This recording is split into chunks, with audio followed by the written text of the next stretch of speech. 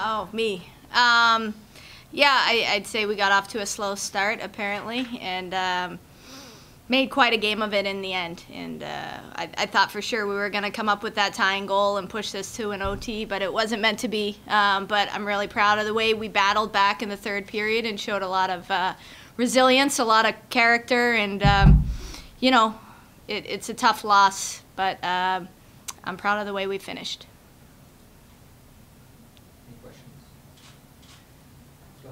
You pulled Emirates and instead put Brown in our place, understandably why. Can you talk a little bit about your reasoning behind it and how you think it played out, especially because it was Brown's big game this season?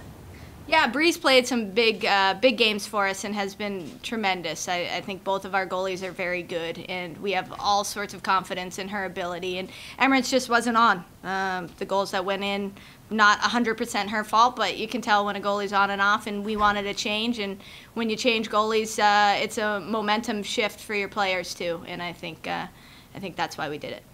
And Mary, you've enjoyed quite a bit of success in the past few games. Can you talk about what it's been? I think it was like your fourth goal in as many games, but it's an impressive statistic nonetheless. Yeah, definitely. So I've just been working really hard, trying to do anything I can to also like help my team out like throughout the ice, and then also drive hard to the net and be there for when the puck's there. I had 2 passes right across the crease today, so I just tried to get to the far post. One of them over the weekend was a rebound, so I just trying to get to the net when the puck gets there and be ready. Additionally, it's been a pretty dense time in the schedule. You played twice this weekend, and you have Garment and then the next round coming up. Can you talk about what it's been like to get into the fast pace for them?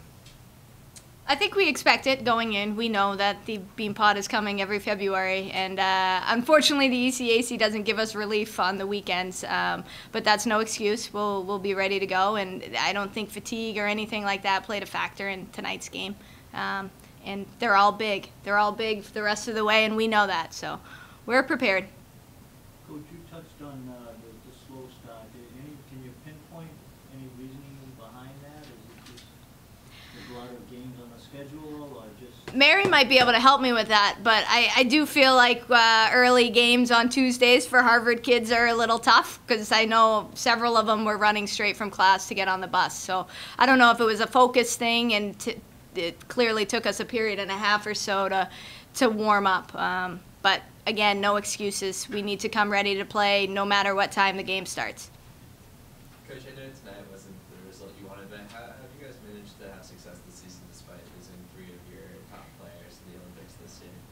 I think we have a great locker room. A lot of character, a lot of freshmen, a lot of energy, passion, and kids that want it. We have a lot of winners in our locker room, kids that come from programs that have been very successful. And as you can see, they don't go down easy. They fight for it, and they always believe that they can win. They work really hard, and they have a lot of fun while doing it, and we think that's a good recipe. I noticed that a lot of the top scorers are freshmen and sophomores this season. Do you think that having some of those girls leave for the Olympics has sort of opened up opportunities for others? Yeah, 100%, 100%. Tons of opportunity this year for everybody on the roster, and that's been great. So these guys are in all sorts of situations that maybe they wouldn't have been if those other kids were there, you know, power play, penalty kill, 6-on-5, 5-on-6, all of those things. So they're getting a ton of experience, and with that comes a lot of confidence.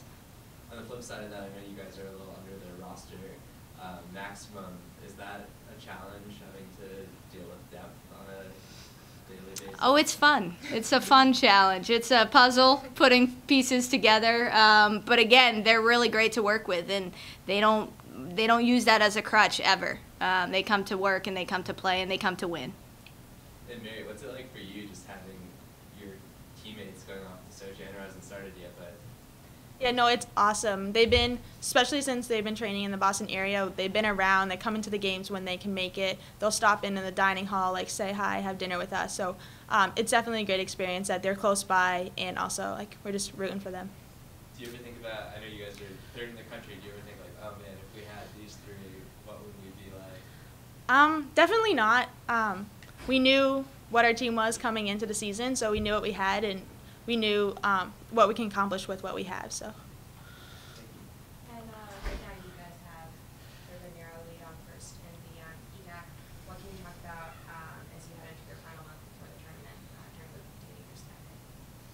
Huge games. Everyone counts. I think we have 2 points over Clarkson right now, maybe 3 over Cornell, so it's tight.